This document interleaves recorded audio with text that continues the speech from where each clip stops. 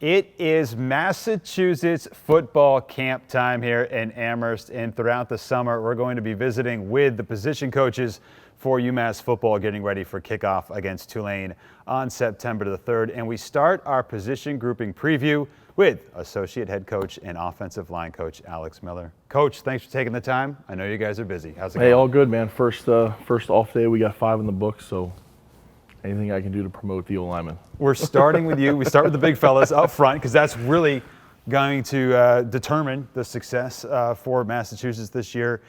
You have an interesting group because you've got some experience, but you've got some young guys that have been at it for the past couple of years. So some continuity from year to year. Yeah, I mean, fortunately, being the holdover from the staff, like I've had a year and a half with my guys, versus maybe some of the other offensive coaches. So having that in conjunction with 3 or 4 guys that played, 3 guys that started 11, 12 games and a guy in Joe Horn who played 400 or 500 snaps, like at least they know what to expect from me and how to coach. And, that's been good in the off season. We didn't have to have that initial like, hey, this is who I am. Like they know, and we could kind of get a jump start when Coach got here. Before we talk about the individual guys, I know depth has been a big key. I'm going to talk about this with all the position groupings. Absolutely. Where are you in terms of the number of offensive linemen that you're going to need for a season and fighting for that competition?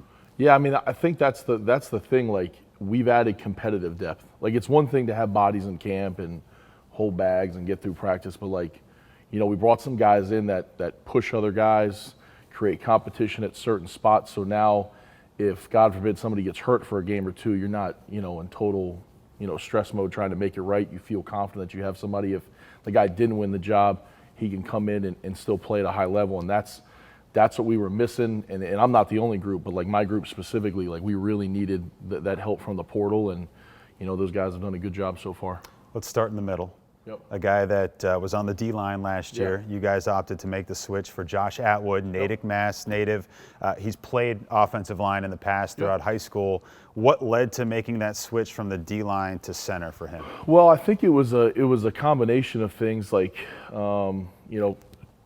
depth, competitive depth was one of it, one reason. But you're just looking at your team as a whole. And if running the football is going to be what we hang our hat on, we got to make sure we get the right amount of horses out there to do that. And, Josh is a super athletic guy for his size and strong and powerful. And he just gives us an extra gear in the middle of our offense that if, like I said, if we're going to run the football we need. And it just so happened to be that I was joking with, Bamford the other day that he's our 4th transfer on the offensive line. So, but that's the way it is. Yeah. But like sometimes like, you just got to look at your team and you got to say, if that position makes us better, that move, then we got to do that. And then the other side is like, Josh is going to play 40 to 50 snaps on defense and he's going to play 60 to 70 on offense. So it's just how many times can we get our best players on the field? And I think that switch is, ultimately why we led to doing that with Josh. And, he's done a really good job. And, fortunately, I had a great relationship with him before, so it was that side of it was an easy transition. I'm going to say, how did it go with him in terms of, I know you had through the fall camp, but how is he making the snaps, and has it been a smooth transition so far? I'd say it's been pretty smooth. I mean, the beauty is we did it at the right time. Like it wouldn't have been fair to Josh to do it now. Coach was really good about it. We made the decision in February, so he got all of our spring work, he got spring ball, he got fall camp. So like we did, right by him by making the switch at the right time to give him a chance to win the job and, get the best out of him. So I think that decision, we made that in February, was just the best for that actual position. Let's talk about some of the guards that might be to the left and right of him, guys that we saw the past couple of years. Ethan Mattinger, another Mass native, and Xavier Graham on the other side. Another year for them. A step forward, perhaps, for 2 guys who are still relatively young? Yeah, I mean, you look at Xavier, he played a couple, and he probably played, 50 to 60 snaps last year, and, I think he did a good job learning what it takes to play college football and doing, getting his body right in the offseason. And then for Ethan Mattinger, similar, way, but he played 1,100 snaps last year and realized the grind and what that takes and the things he needed to do to keep himself on the field. and he did a really good job with the strength staff, between the spring and summer, and shedding some pounds and putting it back on the right way and getting a little quicker. So, those guys are in a good position to win a starting job, and if not, be competitive to fill in. What do you like on the outside from the tackles? Max Longman. Max Longman. Max Longman is. If we had 85 Max Longmans, we'd be in great shape. And I do mean that. And he's shows up, works hard, competes. Takes care of all the coach talks about being a professional. Max Longman's a professional, and having that consistency out there, I think is critical.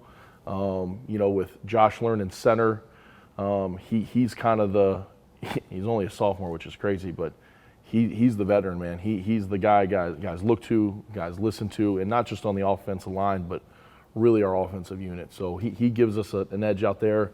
And then much like Mott, Johnny Hazard, same thing. He's another 20 pounds heavier than he was last year, stronger, moving better.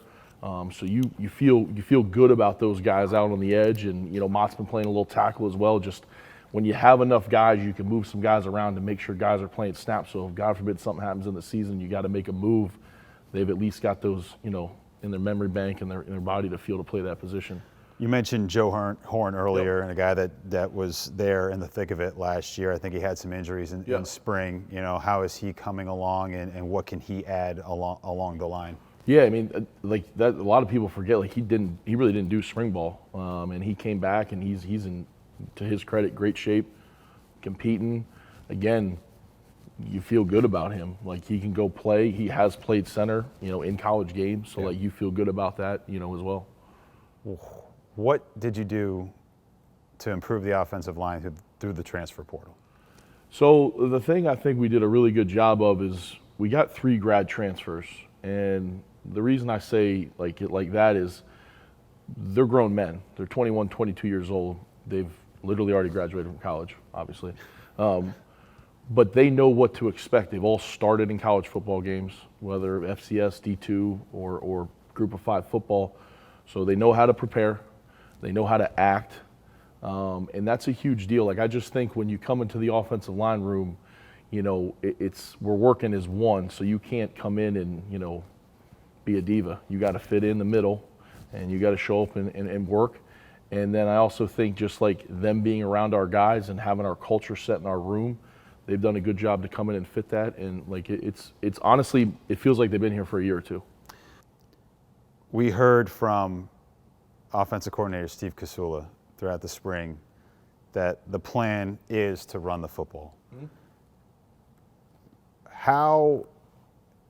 How does this unit run versus pass protect? Is there strengths here for certain guys that are better at, through utilizing a run-first offense or pass protection, or is it the same similar skill set that guys can use? No, I think most of the time in offensive line play, the run stuff comes a little more naturally because you're going forward, right? And going backwards is awkward, especially when you're large. So, the run stuff, like I said, comes naturally first. And there are guys that develop their pass pro and their stuff quicker than others. But like the way we structure and the way we're gonna, have our game plan, I don't have to have somebody go throw the, pass pro 50 times a game. Now, I mean, God forbid something, we have to do that, sure. But like our base game plan, we want to run the ball 50 times a game. So that's as you're working, your practice and your individual. I mean, obviously you're hitting on both, but like at the end of the day, like we got to hang our hat on getting that 3 to 4 yards. You know what I mean? And that's the mindset. And I think it's been really good for our guys to have that mindset too. Like, between Coach Kasula and Coach Brown, like we know what we're going to do on offense. There's no questioning it. There's like that's what we're doing. And same thing with Coach on defense. And as a team, like we know where we're going and we know what we're supposed to do. So like the messaging is so tight and so concise that there's no gray area. Yeah. Like we know what we have to do. Last one for you, and this will just be a theme throughout these pieces that we do. Coach Don Brown is back. Obviously, this has been the mantra that we've been hitting since he returned. But now you've seen it in action, right? In camp. How does it make you feel? It's funny. he sounds the same. I know that sounds crazy, but the way he projects his voice, or when he yells something, like your body just remembers that. You know what I'm saying? Like you feel that inside you a little bit. Yeah, exactly. It takes you back a little bit. So like that side of it, like it just kind of like, in a weird way, for me at least, just kind of like, it's getting like a little shot of water. Like it just refreshes you a little bit every once in a while. But it's funny. We were doing a team meeting the other day, and he's got some stuff up, that he talks about, and I literally have the same thing still from, 18 years ago. You know what I mean? So like, there's just some things about him that have evolved, but like his core is still his core, and those things are still important 18 years ago as a head coach to now. And like, so that's fun to be around, and it's like fun to talk to the kids about it. I think that's probably the coolest thing about having, a lot of us is having experience with coaches. Like, you can talk to the kids about it, and like, I think that makes them understand him even quicker and easier, if that makes sense. Yeah. So it's been a lot of fun. It's like we go at it, but man, he's been super positive and really good with where we're supposed to go. So it's fun to be around. Yeah, buddy. Yeah, buddy. We're exactly excited right. to see it, Coach. Thanks so much. Appreciate Taking it. time. Thanks, All right. Jay.